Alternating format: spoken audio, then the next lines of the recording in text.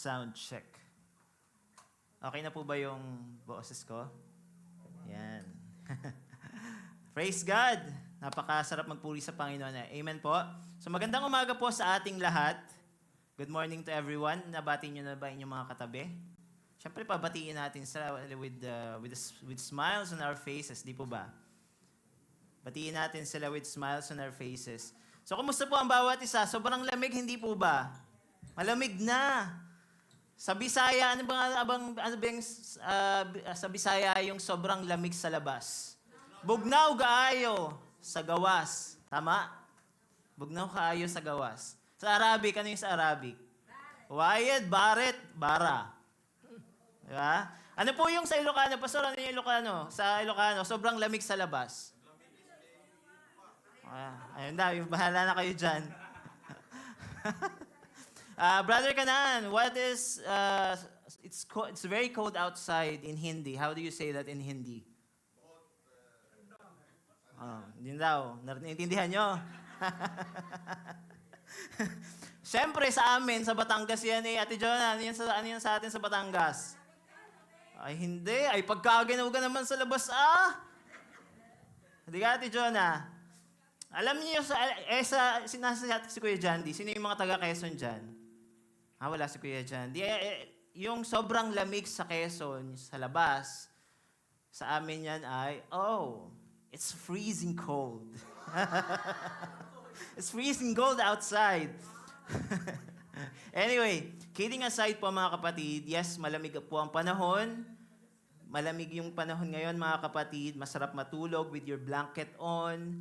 Parang ayaw mo nang pumasok sa trabaho, sa school, o parang tinatamad kang pumunta sa church. Diba? But let's be reminded mga kapatid that our faith shouldn't be as cold as the weather. Agree? Amen and amen. But it should be the opposite instead. Hindi po ba? I'll be delivering this message in Taglish or mostly in English. So even our younger generations can understand and get the message loud and clear. Sino po yung mga younger generations dito? Ayun, ang dami nagtaas. Sabi ko na dapat hindi ko na tinanong eh. So okay po ba yun? That's okay. So today marks the start of our new series called Seeking World's POV. Seeking World's POV versus God's POV. Sa panahon ngayon, people love the word POV. Di po ba? Naririnig natin yan. Or in English, ano yan in English? Point of view ba? Alam na alam. Sa social media, ang dami nating nakikitang video or shorts sa Facebook, sa YouTube, and they love to caption them with POV and then it follows with something. Yan yung mga sample ng POV na nakita ko sa YouTube. And our younger generations, like our Gen Z and our Gen Alpha, daming mga Gen, di ba? Are really familiar with this. Sino yung mga Gen Alpha dito? Alam niyo ba kung sino yung mga Gen Alpha? Sila daw yung mga pinanganak between, alam to ng ang bunso ko eh. Who are the Gen Alpha? And how about Gen Z? Gen Z and Gen Alpha. Basta kayo nang bahala doon. So, and it basically means that this is how I see things. This is how I see things. Or this is my perspective. Or dito sa picture na to, dyan sa picture na yan, ito yung nakikita ng iba. This is their POV. Diba? A scary and boring image of woods. Ano bang meron dyan? Ano ba yung special dyan sa picture na yan? What's so special about it? But in your POV, this is what you see. In a different angle. Diba? A wonderful creation of God. And it's basically looking things at a different angle and trying to prove a point. So kung hindi po ako nagkakamali, Pastor John has given a similar preaching before about our perspective versus God's perspective. So unconsciously or kahit hindi tayo aware, sa day-to-day lives natin mga kapatid, sa ating personal lives, sa bahay, in our workplaces, in our work, in our walk with the Lord, we look at things on our point of views, or kaya naman tumitingin tayo based on the world's POV, and we tend to fail or we tend to discontinue dahil our POVs or the world's point of view are not the same as God's point of view. Naniniwala po ba tayo doon? So today, we will focus on how we can sustain the changes that we want in our lives, not with our POVs, but pag-uusapan po natin how we can sustain that change with God's lead. Ang title po ng ating word for today is Staying on Course with Christ, not my POV, but His. And our key Bible verses for today are found in the book of Proverbs, chapter 3, verse 5 to 6. It's a memory verse po ng karamihan, di po ba? And let's read. Ating pong basahin. Proverbs 3, verse 5 to 6. Sabay-sabay po nating basahin. Trust in the Lord with all your heart, on your own understanding, in all your ways, and He will make your paths straight. Let us pray.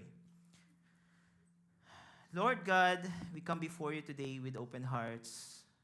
Thank you for bringing us together as your people. And as we listen to your word, speak to us clearly, Panginoon. Align our hearts with your will and guide us according to your truth, O God. And may everything we do and hear today bring honor to you, Panginoon. In Jesus' name we pray. Amen and amen. So last week, mga kapatid, the year 2026 welcomed us, or welcomed ANCF with a very welcoming and inspiring message through the life of our Pastor John with the title. Ano po yung title last week? Nakalimutan. Commitment to Change, Living Fully in Christ. Nakalimutan kong ilagay dyan sa ating slide. So, commitment to change, living fully in Christ. And basically, it gave and answered 5 questions.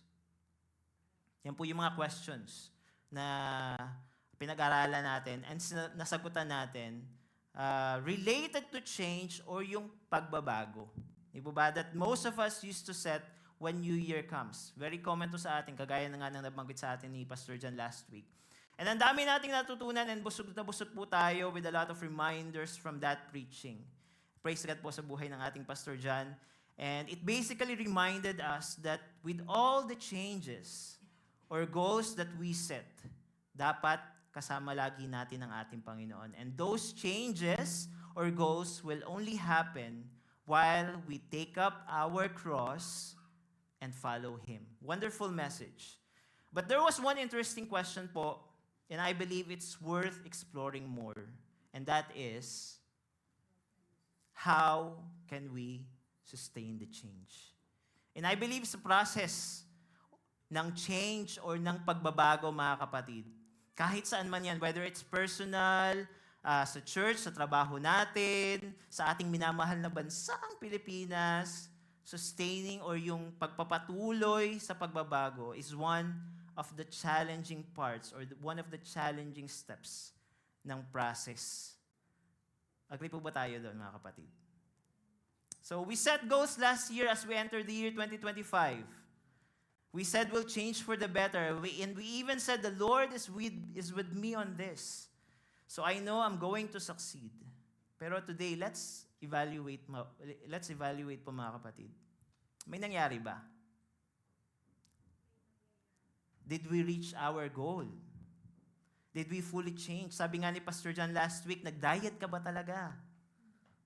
Hindi ka na ba talaga nagmamarites or nagbayad ka na ba ng utang mo kay kapatid as you set that goal last year?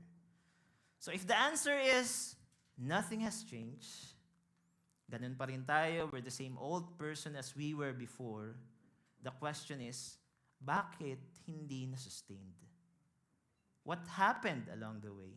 So let's take this message po, mga kapatid, as a continuation of last week's preaching, and by the wisdom of God that we will be receiving today, hopefully this year won't be the same as the past ones. Amen? So tabikin mo ng konti yung kapatid mo sa kaliwa at sa kanan and sabihin mo sa kanila, kapatid, this year is going to be different. This year will be different. Amen. Amen. This year is gonna be different. So, now talking about the change, mga kapatid, or the changes that you want to happen in your life or the goal that you want to accomplish, you prayed for the Lord and He said, yes, anak, go ahead and I'll be with you to make them happen. Sabihin na natin yung mga changes na yan, let's translate it into a complicated drive journey. Yan. Complicated drive journey. Maraming pwedeng dahilan. Bakit kaya complicated? Maraming pwedeng dahilan. Kung tatanungin nyo sa isang lugar yan, sa China yan, may mas worse pa dyan. Maraming pwedeng dahilan. There could be many reasons. Bakit complicated? Yung change na ating gustong abutin or yung goal na gusto nating ma-accomplish. Maybe because it involves discipline. Maybe because it involves discipline that is hard to keep. Or maybe it involves something or someone, nagsasomething-something yung ating Maybe it involves something or someone that is too hard to give up. Or maybe it involves your financial resources. Na minsan sakto lang, or minsan naman wala. Or madalas wala, di ba? Or maybe it involves your habits and vices that are hard to abandon.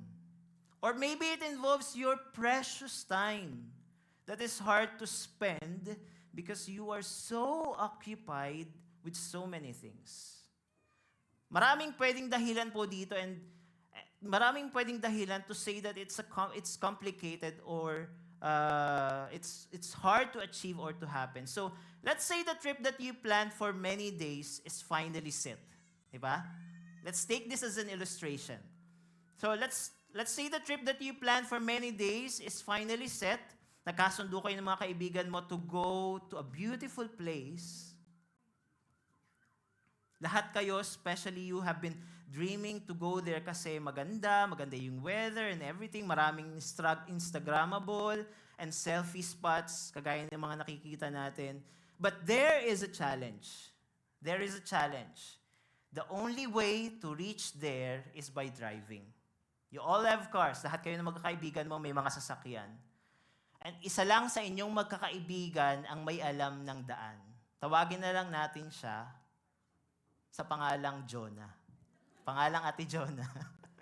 Siya lang yung may alam. And for some reason, the place itself, hindi siya accessible by Google Map, which is also another challenge. Tatanong kayo, bakit kaya hindi accessible by Google Map? Anong na natin ngayon? Generation na natin ngayon. Huwag kayong magulo, kwento ko to. So, and there is one more challenge pa.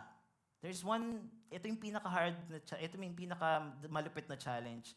Ang pinakamabilis na takbo ni Ate Jonah ay 40 lang. Which is the most challenging part. So, you all agreed na mag-convoy na lang, being Ate Jonah as the lead. Ayan. O, di ba? Parang sasakyan Ate Jonah yan. So, the journey has started. Everyone is excited. Initially, lahat kayo magkakasunod pa. But as the roads get complicated, kagaya na nakita natin kanina, as the cars become more and more that came in between your cars, nasa kalagitnaan pa lang kayo ng inyong destinasyon, nagkahiwa-hiwalay na kayo. You parted your ways and you just decided na bumalik na lang dahil kung itutuloy mo pang mag-drive, there's a fear na baka kung saan ka lang mapunta. Diba? Hindi ka na lalo makabalik pabalik ng bahay. So to put it simply, you went off course with the leader. Hindi yun tinatawag nating of course. Of course. Kaya ka nawala and hindi natuloy ang iyong pinapangarap na trip. It's disappointing, di po ba? Sino yung nakaka-relate dito? So, naranasan na po ba natin to?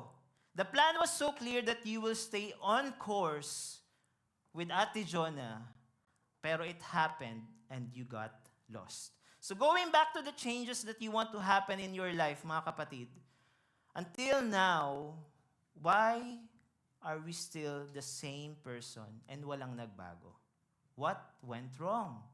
So this morning, we're going to discuss at least 5 I problems, why we go off course sa ating intended destination or route or change na gusto natin baguhin sa ating sarili. And 5 I solutions, how to stay on course with Christ so our intended change or route can be achieved successfully. So you might be wondering, what's behind those letter I's? Sa ating problems and solution, you're gonna find out later. So, these problems are the common ones na dahilan bakit sa tuwing nagde-decide tayo to change is hindi na sustain. Diba? Or we go back to our previous self. I believe we can have one more in the list, but we'll just discuss 5 and we will try to connect yung bawat isa niyan sa ating illustration kanina. So, dito po sa ating pag-uusapan, mga kapatid, we will see the implications or yung resulta kapag nagre-rely lang tayo sa ating sariling POVs or point of views or the world's point of views instead of God's POV. Are you ready, church? Amen and amen. So, number 1 is, the first I problem is, I rely on my own strength. Sabay-sabay po natin basahin. I rely on my own strength. So going back to our illustrations kanina, everything was planned. Everything was planned and agreed na mag-stick ka kay Ate Jonah just because you have that attitude na, well, magaling naman akong driver. Madali lang yan. Kayang-kaya yan kahit hindi na ako sumunod. Makakarating din ako sa aking destinasyon. And you don't entertain weakness. You don't welcome limitations sa sarili kahit na nakikita mo na naiiwan ka na ni Ate Jonah sa inyong convoy. Okay lang sa'yo kasi believe ka sa sarili mo that you can make it. And the result, you went, of course, to your destination. So, the Lord is reminding us in Matthew chapter 26, verse 41, that the spirit is willing, but the flesh is weak. So our flesh is weak, mga kapatid. Though our hearts and spirit want to push more, pero at the end of the day, we have our own weaknesses. We have our own limitations. And we need to accept that. Amen po. Last year, 2025, maybe you had a goal to change your family's financial status for the better. Because for many years, feeling mo parang laging kulang, or minsan naman wala. So you said, Lord, this year it's going to be different. You said, Lord, this year it's going to be different. So what you did, you work hard. Laging goal mo is mag-overtime, you accept double shifts, tapos may part-time ka pa para lang ma-meet mo yung goal mo. But something happened along the way. Something happened along the way. Though you were determined initially, sobrang porsigido ka nung una pa lang, di ba? You reached to a point where you felt burned out. Na kahit gaano pa sobrang mag-effort magtrabaho, parang kulang pa din. Di ba? And the result, you went, of course, to your goal. What went wrong? Ano yung nangyari? So maraming pwedeng dahilan, but primarily, what you did, kapatid, was a performance-driven life. Nag-rely ka sa performance mo. You relied on your own strength. And you had that pride that you can handle it yourself without knowing that you could have depended on Christ's strength. Which brings me to the I solution for this I problem, which is, I depend.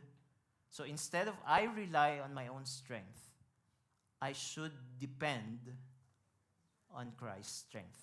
So kung nag-stick ka na lang doon kay Ate Jonah, kahit mabagal, kahit 40 ang takbo, and you tried your best na makasunod sa kanya, sa convoy with total dependence that she will lead you the way, edi sana nakarating ka sa iyong destinasyon. So, we are all OFWs here, mga kapatid. Alam natin yan. And we all have goals to give our families a better future. Pare-pareho po nating layunin yan, mga kapatid. Pero let us be reminded sa sinasabi ng Lord sa John 15:5. Ano pong sabi dyan? I am the vine, and you are the branches. I am the vine, and you are the branches. If you remain in me, and I in you, you will bear much fruit. Apart from me, you can do nothing. So, napakalinaw na sinasabi dyan that as long as we, as the branches, are connected to the vine, who is God, we will bear much fruit, and without Him, ano po yung sabi doon sa naka-highlight? We can do nothing. So to stay on course to our destination, mga kapatid, or changes that we want in our lives, what is the solution? We depend on Christ's strength. And that is what Paul said in Philippians chapter 4, verse 13. Memorable verse natin yan. Ano po yan? Philippians chapter 4, verse 13. I can do all things through Christ who strengthens me. Yung may mga fan ni Stephen Curry. Stephen Curry, alam na alam yan. So, lasting changes, tandaan po natin that lasting changes happen when we surrender our strength and depend on God's strength. Amen? So, number 2, problem is, sabay-sabay po natin basahin, I decide my own direction. So that's the second problem. So going back to our previous illustration, mga kapatid, possibly you went off course. Why you went off course is probably you took your own direction. Maybe hindi pa talaga sila sobrang nakakalayo. But the moment that hindi mo na nakita yung convoy, hindi ka na nag-care tumawag. Or parang, kumbaga, hindi ka man lang nag-WhatsApp para habulin sila. And you decided to take your own route and you chose your own POV. Teka, parang mas malapit tong daan na to dito na lang ako dumaan. Ayun, naligaw. So, let us be reminded, mga kapatid, sa salita ng Panginoon sa Proverbs chapter 14, verse 12. At sabi po dyan, there is a way that seems right to a man, but in the end, it leads to death. Mga kapatid, we live in a fallen world. We live in a fallen world that clearly offers many beautiful things. And it will lure us with many attractive things, material, money, fame, and name it. And with your goal to change something in your life, this fallen world, the devil will tell you that his point of view is better than God's point of view. And hindi natin alam na unti-unti na pala tayong nalalayo sa Panginoon. And we start to get off course sa dapat nating pupuntahan. You wanted to be more obedient sa Lord by surrendering your tithes every month. Because the Holy Spirit spoke to you to do so. Narinig mo yon sa isang exhortations here in the pulpit. And yun yung ginawa mo. You obeyed. And you said, yes. May pagsaludo ka pa. Yes. Amen, Lord. And that's the change that you set last year.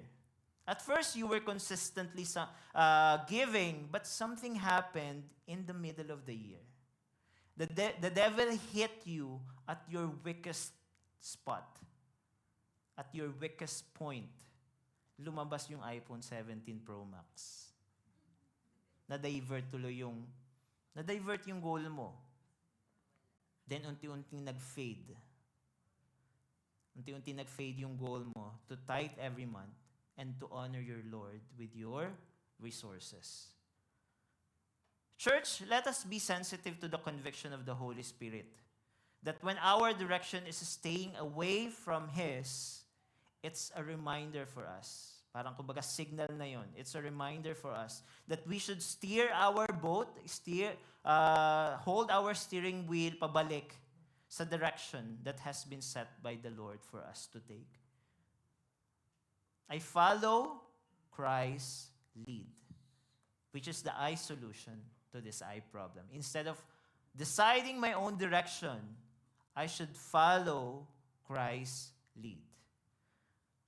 Natatandaan po natin when Peter and his brother Andrew were called by the Lord in Matthew chapter 4, verse 18 to 19, and said, "Come, follow me, I will make you fishers of men." Ano ba yung sabi nila? Ay, mawalang galang na po. May party po kaming pupuntahan. Did they say that? No. They willingly followed Him, and this is what the Lord wants us to do, mga kapatid. To submit to His will, to follow His lead, and we will stay on course with Christ. Amen? Amen? Amen. So, number 3, problem is, I chase quick results. This is the third problem po mga kapatid. Third I problem. I chase quick results. Going back, lagi tayong bumabalik doon sa illustration natin kanina. Going back to our previous illustration. Doon sa ating journey illustration. Another possible reason why you went off course is probably na gusto mo nang makarating kaagad. Hindi pa tapos yung biyahe, pero nagmamadali ka nang mauna dun sa convoy. Kasi feeling mo may shortcut. Diba? Feeling mo may shortcut. Sino po dito yung mga mahilig mag-shortcut? Yung mga driver dyan. Feeling mo may mabilis na daan. You say to yourself, pagkabagal ka naman itong si Ate Jo na mag-drive, lagi na lang 40 ang takbo. Paano ka naman kami makakapunta sa aming pupuntahan? Sayang ang oras, dapat andun na kami. Parang mayroon yatang madaling daan dito. Dito na lang ako pupunta. Dito na lang ako dadaan. And because you chase shortcuts, you separate yourself from the leader, and again, you went off course. So church, minsan ganun din po tayo sa pagbabago na gusto nating mangyari sa buhay. We want quicker results, pero along the way, nagbaback out tayo. You set a diet program in the beginning of 2025, and you were very passionate about it. Exercise every morning, nagpalipo ka na, para mabilis, wala kang palya sa pagtakbo, pero habang tumatagal, nag-fade yung determination mo. And eventually, you went off course sa iyong goal. Alam niyo kung anong nangyari? Kabilin-bilinan kasi ni Coach, lumayo daw siya sa mga bagay na makakapagpataba sa kanya. Ito yung ginawa mo. Humarap ka sa salamin. Nakita mong parang wala namang nagbabago. Sabi sa'yo, lumayo ka sa mga bagay na makapagpapataba sa'yo. Ito yung ginawa mo. Wala namang nangyayari. Di yun, nawala ng gana. Ito pa yung sabi ng coach, takalin mo lahat ng kinakain. Ito yung ginawa mo. Tinatakal mo lahat ng kinakain, pero yung tinatanggal mo, kinakain mo din. Tingnan nyo. Grabe naman yung model na yan. Takalin mo lahat na kinakain. Kaya naman pala, di po ba? Kaya naman pala, ganyan yung nangyari. So, the Lord reminds us in Colossians chapter 2, verse 6 to 7. Sabi dyan, continue to live your lives in Him, rooted and built up in Christ, strengthened in the faith, and mga kapatid, change is not like cooking a popcorn in the microwave. Di ba pag nagluluto tayo ng popcorn sa microwave, di ba ang bilis? How many minutes? 1, 2, 3 minutes? luto na kaagad yung popcorn natin. Hindi siya yung change na gusto natin mangyayari sa buhay natin, hindi kagaya ng popcorn na sobrang bilis. It is rootedness. Rootedness. Kagaya sa sinasabi dyan sa ating verse. Hindi mabilis, hindi instant. Walang shortcut. Kasi kung puro result ang hinahabol natin, mga kapatid, we end up tired, we end up disappointed, and eventually, we will go off course again. You wanted to change your spiritual life last year. You started reading the Bible, attending Bible studies, pero dahil walang mabilis na resulta, parang ganun pa rin yung nangyayari sa'yo. Walang financial blessings dumarating, walang promotions. Unti-unti kang bumitaw. Kasi parang walang nangyayari. What went wrong? Ano yung nangyari? Kasi you chased quick results, but you never allowed Christ to form deep roots inside you. So the solution to this is, instead of chasing quick results, I should grow through Christ-formed habits. Kung nag-slow down ka sana, kung hinayaan mo sana ang leader na mag-set ng pace, kung hinayaan mo lang sana si Ate Jonah na mag-set ng pace ng biyahe nyo, kahit mahaba ang daan, kahit may kabagalan ng takbo, kahit may delay, you would have stayed on course. You would have stayed on course. And you would have arrived together. Growth happens, mga kapatid, through daily obedience, not instant success. And it's formed through small, faithful, consistent habits. Sabi nga po sa Acts chapter 4, 2 verse 42, they devoted themselves to the apostles' teaching and to fellowship, to the breaking of bread and to prayer. Devotion means everyday discipline and not occasional effort. And tandaan po natin, mga kapatid, that lasting change happened when I stop chasing quick results and I start walking in Christ-formed habits. Number 4, problem is, sabay-sabay po nating basahin, I disconnect from brethren. So, balik na naman tayo sa illustration natin kanina. So, isa sa pinaka-common na nangyayari kapag naka-convoy tayo is not when you not intentionally leave. Hindi ka naman talaga intentional na kumakalas dun sa convoy eh. But when you slowly disconnect. Hindi po ba? Alam niya na may mga sasakyan dito, lalo na yung mga medyo mabagal mag-drive, tapos nasisingitan. Okay? So maybe you were still following at first, pero habang nagiging komplikado ang daan, may mga sasakyan na sumisingit, may traffic, may distractions, and hindi mo na napapansin na lumalayo ka na pala dun sa convoy. And you didn't call, you didn't signal, you didn't ask for help, and you told yourself, okay lang, kita ko pa naman sila. Kita ko pa naman sila kanina. Until dumating sa point na wala ka ng kasabay. Wala ka ng kasabay sa convoy. Nag-iisa ka na lang. So church, ganito rin po minsan nangyayari sa ating spiritual life.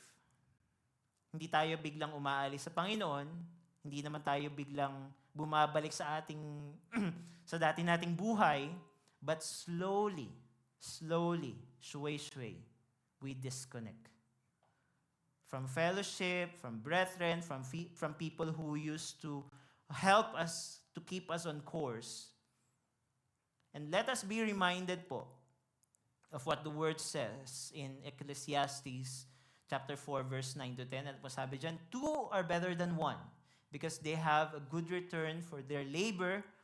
Either of them falls down, one can help the other up, but pity anyone who falls and has no one to help them up. Mga kapatid, ang problema po kapag mag-isa tayo, walang bubuhat sa'yo, walang aangat sa'yo kapag nadapa ka. And as OFWs, madali po itong mangyari. Pagod ka sa trabaho, homesick ka, Minsan ayaw mo na makipagkwentuhan. Sasabihin mo, okay lang ako. Kaya ko naman. But unti-unti, hindi ka na umaattend sa fellowship, hindi ka na sumasagot sa mga messages, hindi ka na nag-open up. And before you know it, before temptation comes, when discouragement hits, when old habits call, wala ka nang kasabay sa daan. Kaya bumabalik ka sa dati. And you go, of course. And church, hindi po sinabi ng Panginoon sa atin that walk alone. Jesus never said that. So what is the solution to this eye problem? Instead, I disconnect from brethren.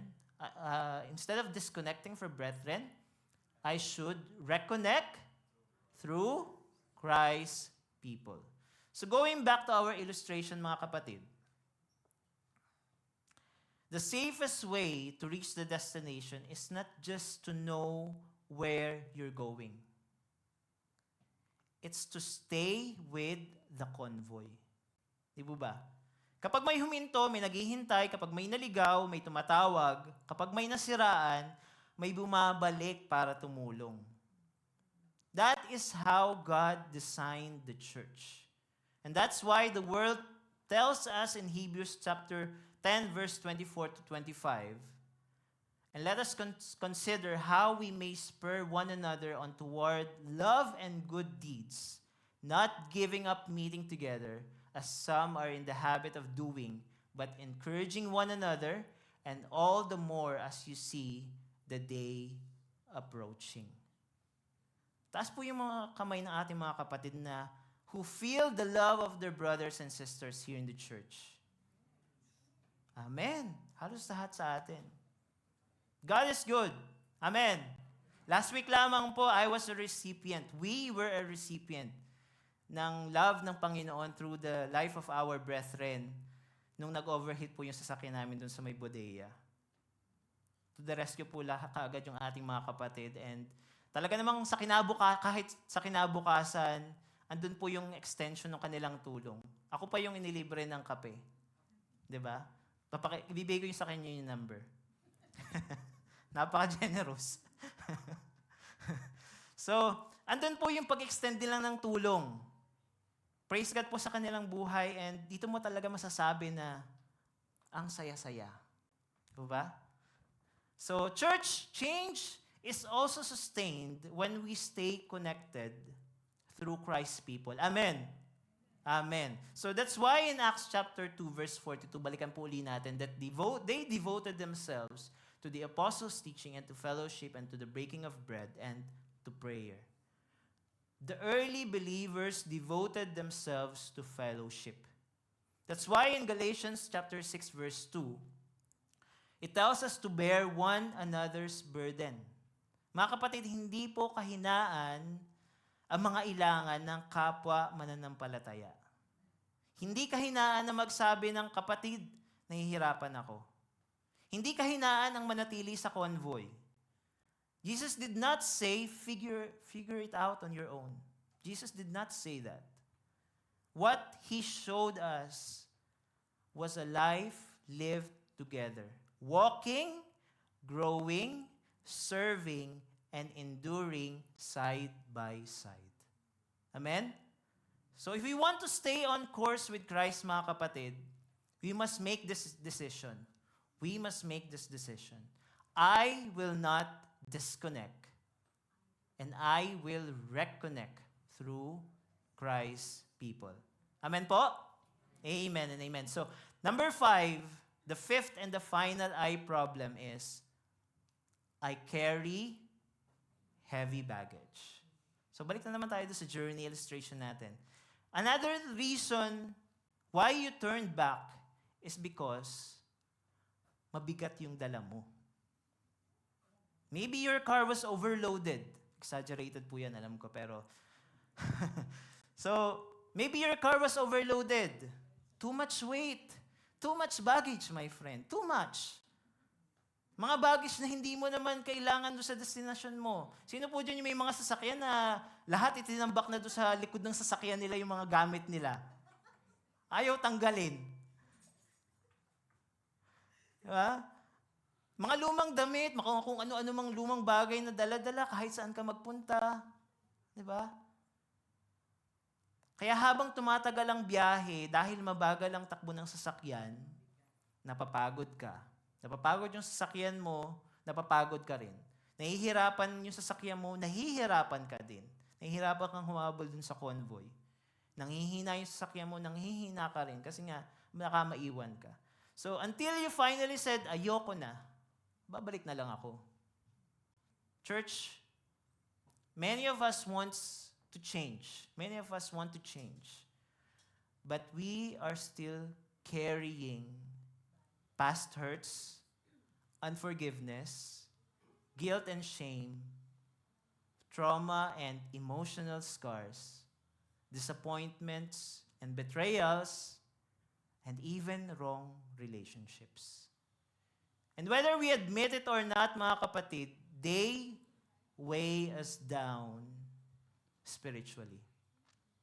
In Hebrews chapter 12 verse 1, sabi po dyan, let us throw everything that hinders and the sin that so easily entangles, and let us run with perseverance the race set before us. So you wanted to move forward last year in faith, in character, in obedience, pero hindi ka maka-breakthrough because you were running the race or you were driving while carrying heavy baggage from the past. And you try to change without releasing the weight that Christ already invited you to surrender. Hawak-hawak mo pa rin yung mga baggages mo. Which brings us to the I solution to this I problem, which is, I carry heavy baggage, but the solution is, I surrender my baggage to Christ's healing. Kung inalis mo lang sana yung bigat na hindi mo naman kailangang dalhin, kung siguro nag-offer din si leader na, halika na, tanggalin natin yan o ilipat mo dun sa sakyan ko. You could have continued the journey. You could have continued the journey. Maaring natuloy ka doon sa pupuntahan mo. You stayed sana on course. And Jesus says in Matthew chapter 11 verse 28, alam po natin lahat to, come to me all, sabay-sabay po natin basahin, come to me who are weary and burdened, and I will give you rest. 1 Peter chapter 5 verse 7, cast all your cares on Him because He cares for you. Church, healing happens when when we stop pretending that we are okay, I'm okay, and I start, or we start bringing our wounds, or my wounds, my pain, my past, my failures to Jesus. So, He heals the brokenhearted, mga kapatid. He restores what is heavy. Kinukuha ng Panginoon kung ano yung mga mabibigat sa atin. And He gives rest to the weary soul. And tandaan po natin that lasting change happens when I stop carrying my baggage alone and I surrender it to Christ's healing. And then I can finally move forward and stay on course with Christ. Amen? Church, as we wrap up today, let's go back one last time dun sa ating journey illustration. Lahat po tayo may destinasyon. Lahat tayo may pinapanalangin na pagbabago sa ating buhay. Lahat tayo may goal na gusto nating maabot sa pamilya, sa finances, sa character, sa relasyon natin sa ating Panginoon. But today, we learned something important. Hindi lahat ng nagsisimula sa isang biyahe ay nakakarating sa destinasyon. And the reason is not because God failed. The reason is not because God failed. The reason is not because the destination was wrong. The reason is often because somewhere along the way, we went off course. We rely on our own strength. We decide our own direction. We chase quick results instead of deep roots. We disconnect from brethren. We carry baggage that God never asked to carry. And marami pa, hindi natin na-discuss. And church, let's be honest po mga kapatid, that lahat po tayo may eye problem, yung mga nabanggit natin kanina. But praise God, because every problem, every eye problem has an eye solution when Christ is involved. Amen? This time po, we're going to declare that for us to accomplish the changes or the change that we want in our lives, we will set aside our own POVs or the world's POVs, and we will depend on God's lead. So, sabayan niyo po ako dito. Sagutan po tayo. 5 declarations of change. Number 1, as I said, the first one, you will declare the second one. Number 1, instead of relying on myself, instead of choosing of my own way, instead of rushing change, instead of disconnecting, instead of holding on to baggage. Amen. And all of this are beautifully summed up in one powerful passage, which is found in the book of Proverbs, which is our main text. Proverbs chapter 3, verse 5 to 6. Trust in the Lord. Sabay-sabay po nating basahin. Trust in the Lord.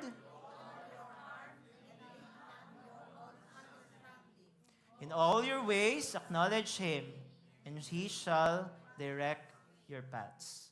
Church, this verse is about POV. The problem is not that we don't trust God at all. Hindi po yun yung problema. The problem is sometimes, due to circumstances that happen in our lives, we tend to trust Him partially. We trust God, but we still lean on our own understanding. We pray, but we still insist on our own route. We say, Lord, lead me, but we still want to hold the steering wheel. Gusto natin tayo pa rin yung mag-drive. E nandyan na yung ating Panginoon to drive our life. But we still want to hold the steering wheel. So when we trust His POV, He directs our path.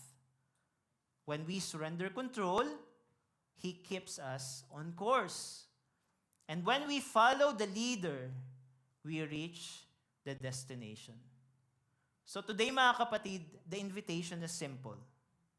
The invitation is simple. If you've gone off course, come back to the convoy. If you've been driving alone, reconnect. If you're tired, burned out, or carrying baggage, lay it down. And if you've been trusting your own understanding, shift your POV.